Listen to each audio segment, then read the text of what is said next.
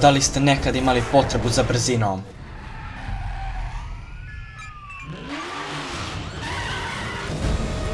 Mi je upravo imamo, iz tog razloga ide klip o serijalu koji broji neverovatnih 20 naslova počev od davne 94. kada ste na raspolaganju imali mogućnost da izaberete jedan od 8 auta, dok je 9. bio skriven.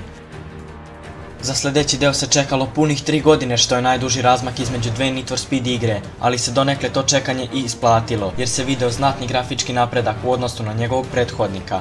Igra je izašla u Japanu, a bila je napravljena od strane EA Kanade. Godina za godinom, igra za igrom, Need for Speed je sve više napredao i postao jedan od vodećih trkačkih serijala u gaming svetu. Ovu činjenicu je opravdao fantastičnim Need for Speed Carbonom iz 2006.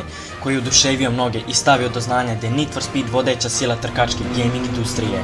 Zatim su sledili Pro Street, Undercover, Shift, Nitro, Hot Pursuit, World, Shift 2, fantastični The Run, Most Wanted i najnoviji Need for Speed Rivals. Ovaj serijal možemo svrstati u najdugotrajnije i najbolje serijale ikada, jer to svojim naslovima dokazuje iz godine u godinu.